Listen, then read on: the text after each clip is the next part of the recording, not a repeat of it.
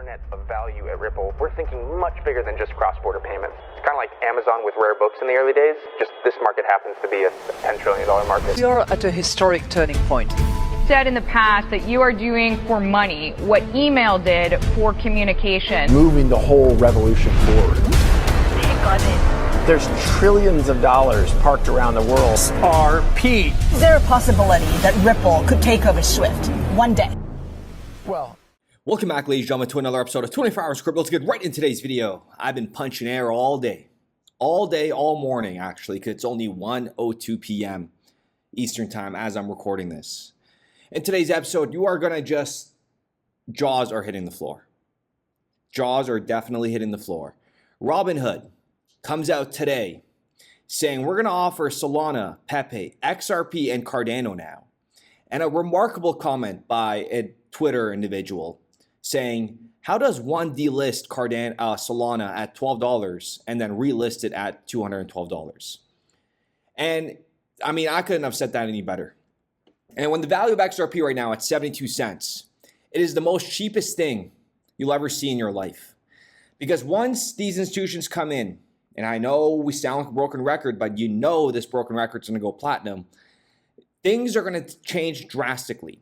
And in today's episode, you're going to see how Robinhood, Bitstamp, the DTCC, Ripple are silently working behind the scenes. And when I say DTCC and Ripple are working behind the scenes in silence, you know, just please listen. When we were talking about how MasterCard was working with Ripple back in the day, in silence, I got a lot of hate for it. And then it came out to be true 2 years later. Because you just got to follow the breadcrumbs and it just makes perfect sense. Before we get into the raw hitting facts that you just cannot dispute, I want to make one thing very clear. Remember what I said in yesterday's video, how when Bitcoin breaks 90,000, 93,000 is right there. It is right there. It's going to happen so fast. It's going to happen in a blink of an eye. And that's what happened. We peaked at 93.5. Okay, take a look at that. 93.409. And then it came back down. So 100K Bitcoin I would not be surprised if we see it within a week. And you see how Bitcoin is moving right now? Guess what? When these alts start moving, and I'm telling you this from experience, multiple bull runs that I've been involved in, these coins are going to move much, much, much faster than you could even imagine. So if this is the first bull market you're getting into, if this is, a year into crypto, you are about to witness something that is going to make you feel, you're never going to have this feeling. This feeling that you're about to get within your body when these markets boom is going to be just monumental. And stick to the end. We're going to go over the blueprint in a moment for the individuals that are getting into crypto right now. It is very, very important for you to understand that once the decouplement happens, it's game over. It's game over. You're going to be paying premium. And these prices we're never going to see again after this next leg up. So also, if you haven't got yourself a cold wallet, trust me when I say this, make sure you have one ready. Just like I'm telling you how these markets are going to play out, how Bitcoin is going to go to 93,000 in a matter of minutes. That's all it took after it hit 90K. Wait until you see the herd. Wait until you see the Decent wallet or other ledgers, treasures, right? Start getting packed up. When you start hearing that these are getting intercepted and being altered with, get in before this market blows up and these scammers enter the system. Okay? Do not buy it off on Amazon. Always go to the legit website. The link is in the description down below if you want to save $129 off for a pack of 2. My goal, I'm telling you, you can't have one. You got to have 2. Get it for your family members. Load up on them if you need to, because people were reselling this in 2018, okay, for some crazy amounts, because people just couldn't get a hold of them that fast. And wait until you see exchanges go down. Listen, if you think I'm trying to sell something or whatnot, let it be. But when all these events happen and when you are, on the hunt for a cold storage wallet and you're waiting for it, it's not a good feeling. So now let's take a look at this whole Robinhood and Brad Garlinghouse retweeting the announcement by Robinhood how XRP is relisted. What are the odds, right? Yesterday we talked about RLUSD. We got another video coming out today. It's just this has to be talked about first before we even talk about the stablecoin, Monica Long lying and all that stuff. And when I say Monica Long is lying, I'm just trolling. She's doing a great job, and it's content, okay? But you know she's lying. It's going to be much higher. Lying is not the right term that I'm using. But take a look at this, right? So we have Robinhood to acquire Bitstamp. And you guys know, do you guys all recall that Ripple has a stake in Bitstamp? And you see how this is all, the dominoes are all falling. Take a look at this. So Ripple bought Matico for $250 million last year. Now we have Robinhood buying Bitstamp for $200 million. I guess this is how much they go for. They bought it for $250 million, $200 million for Bitstamp. But Ripple has been working with Bitstamp for a very long time. And before this deal was made, you best believe that this conversation took place with Robinhood, Ripple, and Bitstamp saying, how are we going to do this? These are the closed door meetings that we are not going to hear about. But Monica Long said something about Bitstamp. Ripple president explains why the company acquired a stake in crypto exchange Bitstamp, and she disclosed her thoughts last year. They have been a valuable partner to Ripple, and as such, we were excited at the opportunity to invest in their business and deepen our partnerships. Ripple works with several crypto exchanges globally, including Bitstamp, to make its payments product more useful features such as fiat on and off ramps and crypto custody service integration, Long said. And in a moment, we're going to get some documentation back from 2014 showing Bitstamp XRP and how they're wanting to leverage XRP for liquidity. But first, let's set the tone. Do you guys remember Nadine Chakar? Nadine Chakar has been working at the DTCC for 1 year and 6 months, almost 2 years. She's the head of digital assets at the DTCC. And everything is getting tokenized, and we all could agree to that.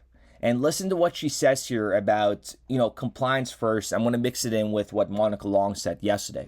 It does require building an infrastructure that is interoperable, which will allow these tokens to move on different networks. And it does require that it starts with compliance as the underlying principle. To the distribution relationships, to compliance, that's number one for us, is making sure that we are, abiding by the rules and regs per jurisdiction and have the right licensing. And it does require that it starts with compliance as the underlying principle and build that from there. So we do believe it will become a network of blockchains. It's not one blockchain that will rule them all.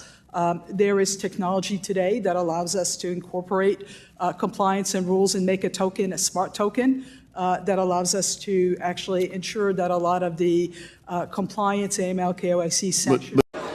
Ripple, we have a 10-plus year legacy of being a very trusted, compliant, secure player in the enterprise space. So I think we're a great candidate to bring a trusted U.S. dollar stable to the market. And remember, they are all aware that this shift is going to be a once-in-a-lifetime opportunity, and there's going to be a lot of wealth generated. Imagine wiping out the entire of DTCC and tokenizing it. Every stock, every bond, every currency, every commodity, every piece of art, every bottle of fine wine, every collectible car, every piece of real estate, every private business, everything of value in the world will eventually be a token. This adoption of technology, this evolution, it's not a revolution, it's an evolution of technology, that everything of value will be a token on a blockchain. Not a coin, not a thing. It's literally a line item on a public ledger. Everything of value will be that.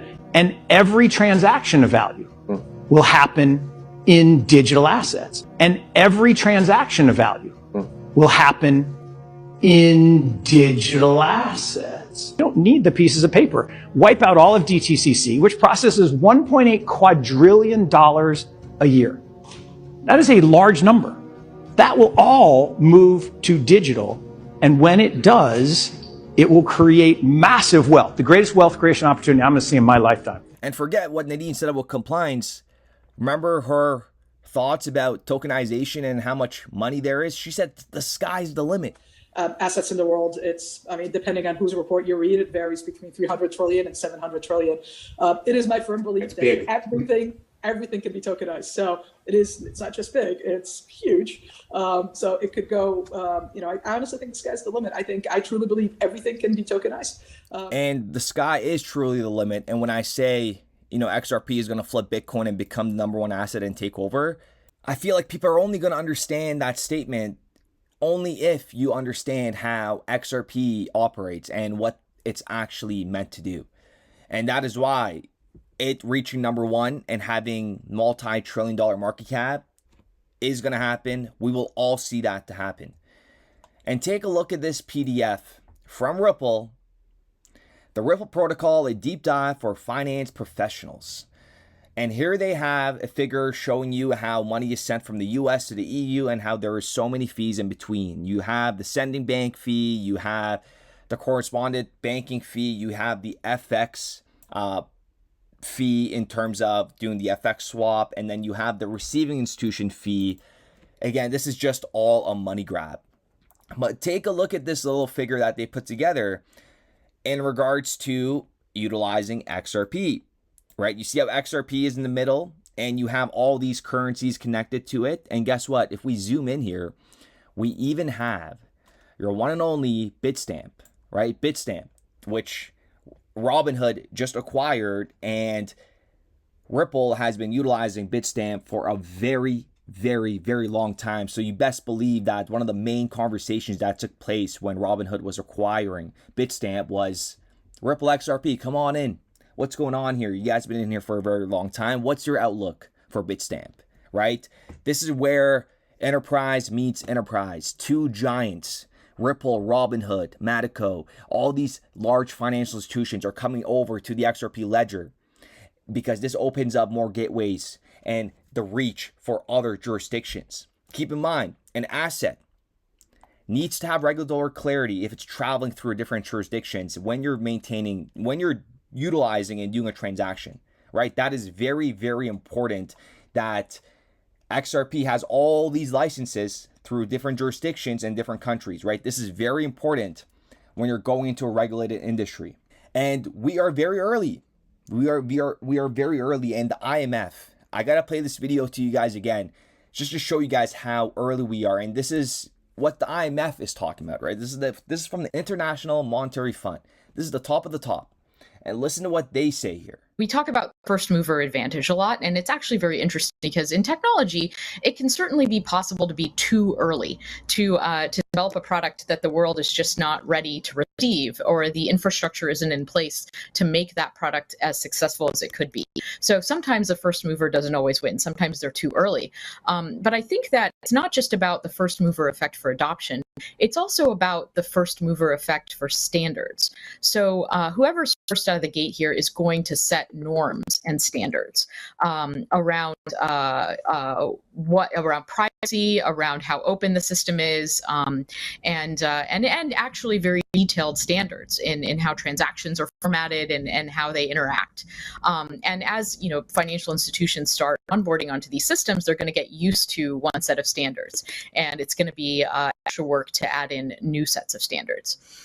And of course, we're very early. 12 years old, and it just blows my mind when people complain about the price of XRP, knowing, maybe they don't know, but knowing the use case that XRP provides. With that being said, ladies and gentlemen, I do appreciate every single one of you guys. We will get through this as a community. We all know what we hold. We're not idiots. Trust me on that one. And I cannot wait what Twitter and what the media has to say when the price of XRP is at $10, $20, $30, $40, $50. And I personally believe that I'm one of the most vocal individuals when it comes to price targets. And I always just say, $100, 100%. 100%. I'm just going to stay with that because that's very, very conservative until the day I die. 30, 40, 50, 100. It's happening, ladies and gentlemen. It's happening. We just need to have patience. And patience is something that not a lot of people have, and for us to have, it is one of the most expensive assets that money cannot buy. And almost, I forgot, the IGCPS blueprint. Couple more spots I'm going to open up. We're going to have a one-on-one 15-minute discussion on market insights and portfolio principles going into this bull market, okay? And this blueprint filters out all the BS and gives you the 2030 vision for the assets that are going to perform well and be utilized within the financial ecosystem as utility assets. Diversification is key. If you're getting into this ecosystem just now, this is very, very important, and this will give you a great start. And if you have been in this ecosystem for a very, very long time and you already have diversified portfolios, this IGCPS blueprint is probably not suitable for you, okay?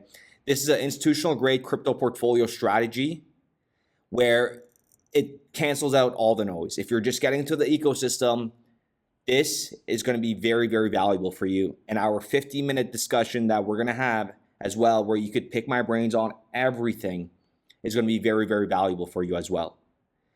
So with that being said, ladies and gentlemen, we are headed towards a very, very violent upward trend in this crypto ecosystem. And I cannot stress this enough. And every single one of you guys that have been following me since day one, you know I've never used the word violent in my life when it comes to price action. And I'm sure you guys have probably never seen me this bullish. And, you know, some people may say when the markets are really, really bullish, you know, it's a bad thing. It's not a bad thing, because once these institutions are coming in, they're still not here yet. Okay, keep that in mind. They're still not here yet. And you heard like what Monica Long said earlier and what the DTCC Nadine Shakar said. All these videos, we're going to replay from there and now, because it helped us on our journey to filter out through the BS and all the noise. And the fact that we're playing it now, and the fact that the position that Ripple is holding right now within this crypto ecosystem and pretty much set the standards, just tells you how crazy things are about to get, okay? So many of these tokens don't have usefulness. The long-term value of any digital asset will be derived by the usefulness of that digital asset, by the utility it delivers. So the link is in the description down below for the IGCPS blueprint. Very, very valuable. And the cold storage wallets, if you guys haven't already, get multiple if you can. Diversify even on those as well, okay? But the Decent wallet, the link is in the description down below. But I know all you guys have at least, you know, couple. I hold Ledger, I hold Decent. Adding another treasure is not going to hurt. Diversify on every aspect on this crypto ecosystem. Very, very important. With the thesis that crypto liquidity would eventually be able to support robust global payments, large payments. RippleNet was designed so that customers seeing the benefits of our fiat-based network could flip the switch to ODL once the market was mature enough. And this is exactly what's happening. Flip the switch.